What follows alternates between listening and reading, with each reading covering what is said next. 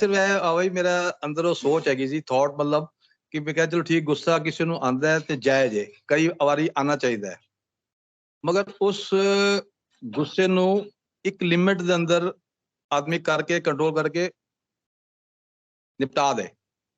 मतलब ठीक है गुस्सा आया मनु आया, चल भी ठीक है, सामने वाला गल सी, मैं समझ रहा बहुत गल सी, ਤੇ ਥੋੜਾ ਜਿਹਾ ਆਪਣੇ ਅੰਦਰੋਂ ਵੀ ਸ਼ਾਂਤੀ ਮਨ ਹੋਣਾ ਚਾਹੀਦਾ ਕਿ ਚੱਲ ਕਿਸੇ ਨੂੰ ਕਹਿੰਦੇ ਨਾ ਮਾਫ ਕਰਨਾ ਜਾਂ ਕਹਿੰਦਾ ਚੱਲ ਯਾਰ ਤੂੰ ਕੋਈ ਗੱਲ ਨਹੀਂ ਤੂੰ ਗਲਤ ਸੀ, ਉਸ ਤੋਂ ਬਾਅਦ ਅੰਦਰੋਂ ਫਿਰ ਇਹ ਵੀ ਸੋਚਦਾ ਠੀਕ ਹੈ ਤੂੰ ਗਲਤ ਸੀ ਯਾਰ, ਮੈਂ ਤੇ ਠੀਕ ਹੋ ਸਕਣਾ, ਮੈਂ ਤੇ ਗਲਤ ਨਾ ਬਣਾ ਉਹਦੇ ਨਾਲ,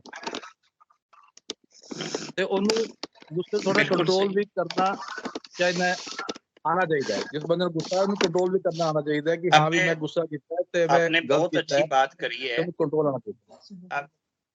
अब ये वाली चीजें जो है ना, अगर हम इसी चीज को दुनिया के तमाम महापुरुषों के पास जाए ना और पूछें कि गुस्से के ऊपर आपका पॉइंट ऑफ व्यू क्या है, गुस्से को कंट्रोल करने के बारे में आपकी टीचिंग्स क्या है, आप एक एक बंदे की लाइफ स्टडी कर लें, आप पूरी की पूरी ग्रंथें जितनी पढ़ी है ना साइकोलॉजी के ऊपर वो सारी स्टडी कर लें, सारे के सारे प्रॉफिट और मैसेंजर्स की टीचिंग को स्टडी कर लें, आपको टॉप मोस्ट जो टीचिंग मिलेगी ना, टॉप मोस्ट टीचिंग वो आपको मिलेगी कि खुद खुदा अपने प्रॉफिट्स के जरिए इस चीज पे क्या कहता है, भगवान क्या कहता है, ईश्वर क्या कहता है। हर इंसान से आप पूछोगे ना तो उसका अपना पर्सनल एस्पेक्ट किसी न किसी हद तक उसके उत्तर देने में इन्वॉल्व हो जाता है।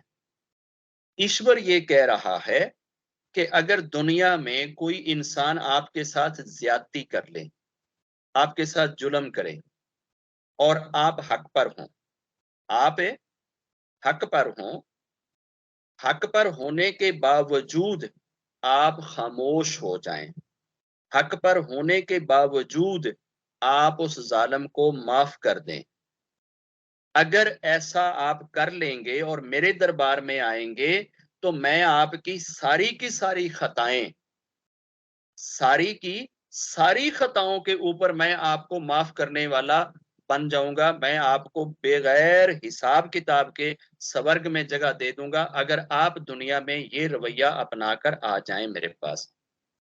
दूसरी चीज, हमें तो हर वक्त हमारी ये जो नाक है ना यही नहीं खड़ा होने देती, ये खुदा जाने हम जमीन पे फिर रहे होते हैं, नाक हमारी सत्या पे बैठी होती है, जिधर भी देखें उधर बस हमारी नाक कटे जा रही होती है, जी मेरी बेइज्जती हो जाएगी। अब अगर वो मुझे इतनी सुनाकर चला गया, मैंने उसे कुछ कहा नहीं, सारी रात ऐसे सो नहीं सकते, काश कि मैं उसको उस वक्त ये कह देता, काश मैं उसको ये बोल देता, काश मैं उसको आगे से ये उत्तर देता, मैंने उसको ऐसे क्यों नहीं कहा। हम सारी रात ना बिस्मल की तरह तड़पते और कल्पते गुजार देते हैं कि जी वो हमारी नाक नहीं हमें सोने दे रही।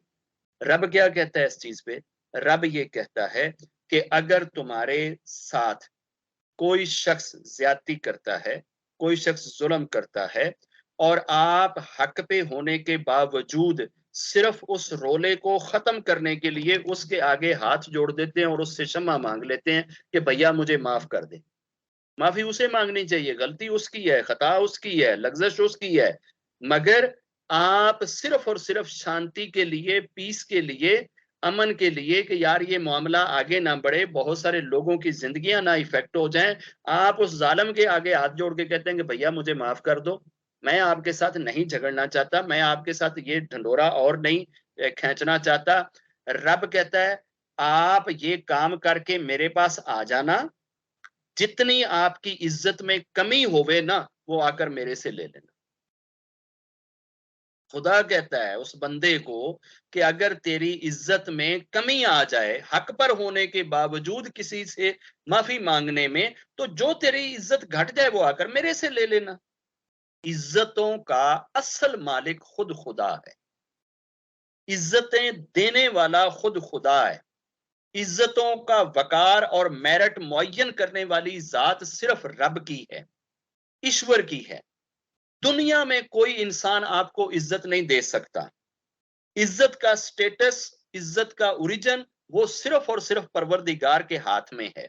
तो जिसके हाथ में है अगर वो आपको मुअज़्ज़ज़ कर देगा, वो आपको इज्जत दे देगा, तो तो दुनिया के सामने आपकी इज्जत अगर घट भी जाती है तो उससे क्या फर्क पड़ता है। अब ये वाली टीचिंग्स हमें कब मिलेगी? जब हम दुनिया के महापुरुषों को अंडरस्टैंड करें, दुनिया के महापुरुषों को माने और दुनिया के महापुरुषों की जिंदगी को कभी स्टडी करने की कोशिश करें। हमने तो वैसे ही डाइवोर्स दी हुई है। प्रॉफिट और मैसेंजर्स का तो हमारे देश में कोई नाम ही नहीं लेता। कोई नाम ले तो हम उसका गला काट देते हैं कि यार तुम कौन होते हो प्रॉफिट और मैसेंजर की बातें करने वाले। हमने तो वो प्रॉफिट और मैसेंजर का तो टाइटल बहुत छोटा है, ये तो रब से मिलाने वाले हैं। हमारे पास तो रब आते हैं। हमारे तो देश में कोई ऐसी सीढ़ी लगी हुई है कि आए दिन रब जो है ना वो उतरता है और जनाब इधर पहुंचा हुआ होता है। कोई इस मोहल्ले में रब आया हुआ होता है, कोई अगले मोहल्ले में आया हुआ होता है, कोई इस सिटी में रब बैठा हुआ है, कोई अगले में बैठा। हमारे पास तो रबों की कोई फैक्ट्री लगी हुई है। हम ऐसे अंधेरे में जा रहे हैं, ना उसमें हमें कोई दशा दिखती है, ना हमें कोई रास्ता दिखता है और ना ही हमें कोई एंड दिखता है। बस हम अंधेरे में ना बगैर डेस्टिनेशन के ना सिर्फ और सिर्फ भागे जा रहे हैं।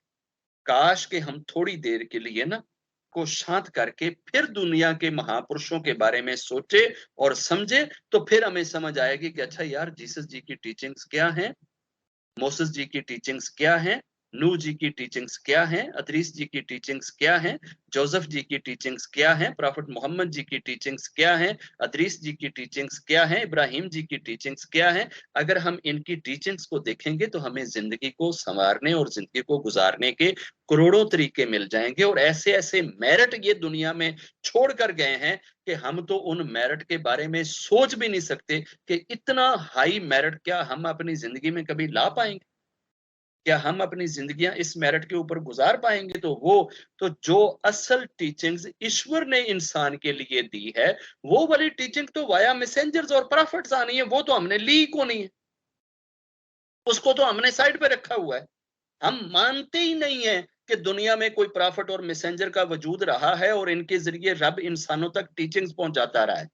हमें तो बस इतना ही पता है कि जनाब फलानी थां ते मत्था टेक लो, ते फलानी थां ते जाके दान दे दो, फलानी थां ते जाते जनाब उत्थे गोंगलू चढ़ा दो, तो फलानी थां ते जाते उत्थे जनाब आलू चढ़ा दो, तो फलानी थां ते जाके केले दर्जन दे दो, ते फलानी थां ते जाके ऐ कर दिया जे। बस जनाब ऐ तुसी उपाय करोगे ते नाल दे नाल ही तुहाडा ऐ चीज हो जाएगा।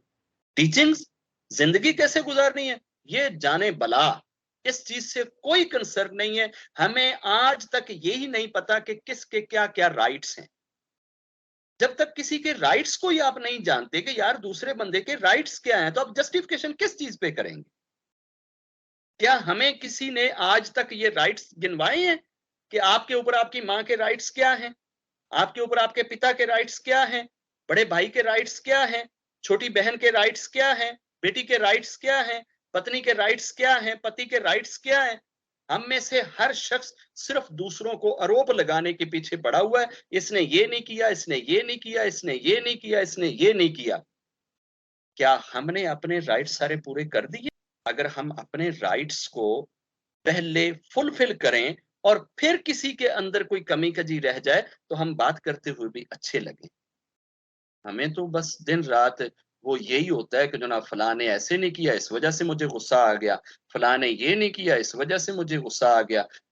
पहले आप अपना राइट पूरा कर दो, उसके बाद आप अगले के ऊपर ला लगाएं, आप उसके ऊपर इन्फोर्समेंट करें, आप उसके ऊपर लीगल एक्शन लें। वो वाली चीजें तो हमने करनी को नहीं है। रब ही है जो इस कौम को हदायत दे, और कोई इंस्टीट्यूट नहीं है।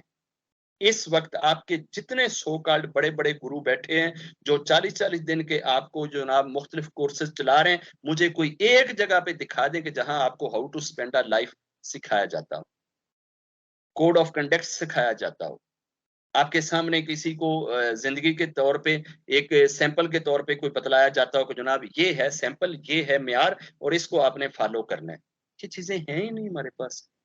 आप रब से दुआ कीजिएगा, हम भी करते हैं कि रब हमें अपनी सच्ची और सुच्ची समझ नसीब करे और जो रब की टीचिंग्स हैं, आकाश से आई हैं, इन बंदों के लिए आई हैं, रब वो टीचिंग हमारे दिलों में और हमारे दिमागों में उतार और हमें समझ आ जाए कि हमारा रब हमें कैसा देखना चाहता है, किस तरह से हमारी जिंदगी को बिताने के लिए वो चाहता है कि हमें इस तरीके से जिंदगी गुजारनी चाहिए। रब उन तरीकों को हमारे लिए हो